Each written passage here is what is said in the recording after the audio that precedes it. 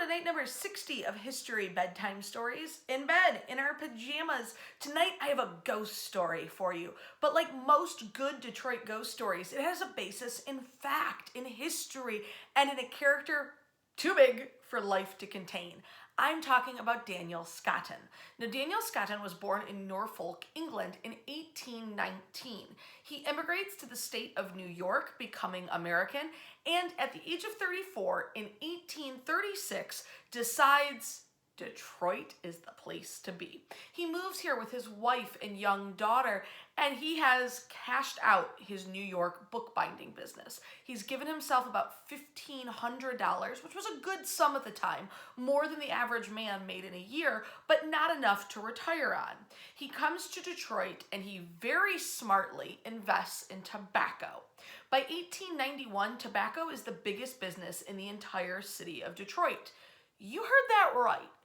Tobacco was bigger than any other industry in Detroit in 1891, both by the number of people employed in the industry and by the gross product produced and income made. We were the best 5-cent cigar city in the world. And here's Daniel Scotton making tremendous profit in Tobacco City.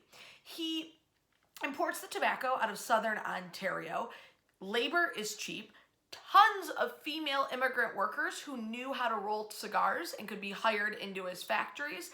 And the very year he arrives here in Detroit, he starts a partnership with this guy called Thomas C. Miller, and they form the Thomas C. Miller and Company. He sells that company just 3 years later and is able to take those profits and move them into a new company called Scotton, Granger, and Lovett Tobacco. That lasts a little while. Partners sell, new partners buy in. It becomes the Scotton Dillon Company at a point, and then later Scotton buys everybody out and it is just the Scotton Company. As he's making all of this money, he's able to start investing in other revenue streams. And as many people with capital do, he starts purchasing commercial real estate. Among kind of the crown jewels of his estate is that he owns the Hotel Cadillac here in the city of Detroit. And he absolutely was a hardworking kind of man. He would take his carriage pulled by 2 white horses and go and collect all of the rents himself every week. In fact, he enjoyed it. He thought it was kind of a cool part of his day. And that's not the only weird or eccentric thing about Daniel Scotton. He built a home in 1856 near Vinewood and Fort Street here in Detroit. And in the backyard, he tells his workers, stack up logs, tons and tons of them, high as you can, and put a sign out. When the winter is cold, anyone who needs wood to keep their houses warm, which wood fires were the predominant way to heat homes at this time, they can come take them, free and easy. He also grows and produces turkeys, chickens, rabbits. All of these animals, he kind of considers himself a gentleman farmer, are later slaughtered and given away as Christmas gifts. He presents Clarence Burton, the great Detroit historian, with a turkey. Like, here, grew it myself.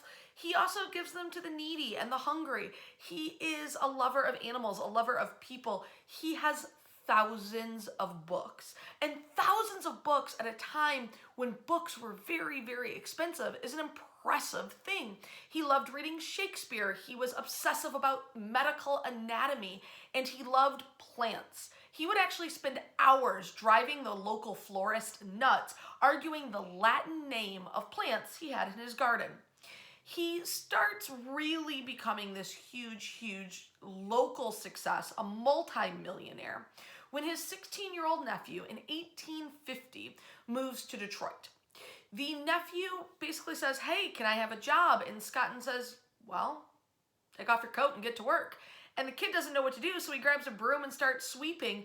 And it's from there that Daniel and Orrin build the relationship that will allow them in 1898 to become incorporating members of the Continental Tobacco Company, which was the company that sort of owned American Tobacco, one of the biggest tobacco companies in the world.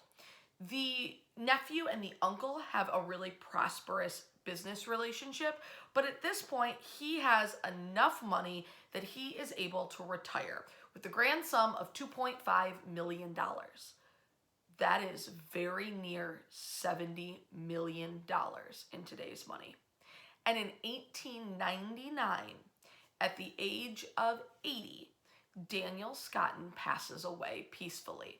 In fact, the New York Times obituary for his death says the cause of death was extreme age. May we all be so lucky. He passes away, and almost immediately after his death, there are stories of Daniel Scotton's ghost. For a man who worked his entire life, who liked hard work, who liked the business and the toil, his factory not running.